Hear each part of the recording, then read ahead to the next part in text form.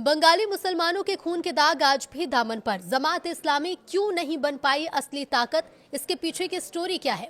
नमस्कार, न्यूज 18 का digital platform आप देख रहे हैं और मैं हूं रितु सिंह। जब पूर्वी पाकिस्तान के बंगाली मुसलमानों ने पश्चिमी पाकिस्तान की नीतियों के खिलाफ आंदोलन शुरू किया, तब जमात इस्लामी ने उनके साथ खड़े होने की बजाय पाकिस्तानी सेना का साथ दिया था। रिपोर्ट में यह आरोप लगाया गया है कि पाकिस्तान में जमात इस्लामी और उसकी छात्र शाखा इस्लामी जमीयत तलाबा का इतिहास हिंसा और उग्रवाद से जुड़ा है। हाल ही में संपन्न हुए 13वें संसदीय चुनाव में एक अजीब विरोधाभास देखने को मिला। जमात इस्लामी आंकड़ों में तो दूसरी सबसे बड़ी राजनीतिक ताकत बनकर उभरी, लेकिन इस संख्या बल को वो किसी भी सार्थक राजनीतिक सफलता में बदलने में बुरी तरह नाकाम रही। इंटरनेशनल बिजनेस टाइम्स की एक धमाकेदार रिपोर्ट ने इस विफलता की वजहों का खुलासा किया है। रिपोर्ट साफ कहती है कि जमात की यह हालत मौजूदा समीकरण की वजह से नहीं, बल्कि उसके खूनी इतिहास, वैचारिक कट्टरता और गद्दारी के कारण है। 1971 का वो दाग जो आज भी नहीं धुला।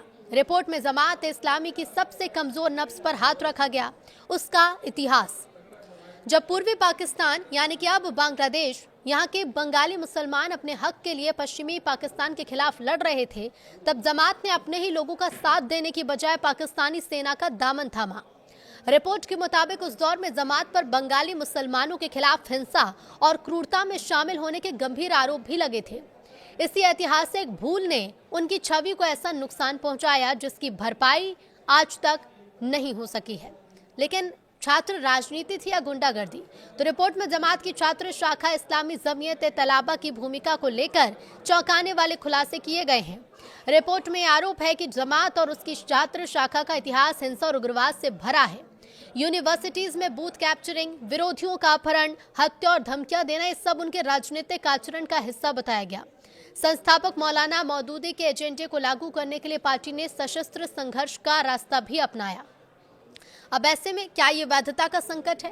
तो जनता ने नकारा कट्टर इस्लाम। भले ही चुनाव में सीटें मिल गई हों, लेकिन सामाजिक स्वीकार्यता अब भी कोसों दूर है। रिपोर्ट ये कहती है कि जमात जिस तरह की इस्लाम की व्याख्या और राजनीतिक विचारधारा थोपना चाहती है, उसे दक्षिण एशिया की सामाजिक संरचना में जगह नहीं मिल पा रही है। पार्टी का गठन और उसका पुराना आचरण ही उसकी वैधता के सामने आज सबसे बड़ा संकट बनकर खड़ा है। लेकिन ऐसे में इसका निष्कर्ष क्या है? तो देखिए, बिना बदलाव के भविष्य अंधकार में। रिपोर्ट का निष्कर्ष बेहद स्पष्ट और कड़वा है। वैश्विक समुदाय, बंगाली मुसलमान दोनों जमात इस्लामी के अतीत से अच्छी तरह वाकिफ हैं। जब तक पार्टी जमीनी स्तर पर बुनियादी बदलाव नहीं करती और अपने अतीत के बोझ को नहीं उतारती, तब तक उसे दीर्घकालिक राजनीतिक सफलता मिलना नामुमकिन के बराबर है।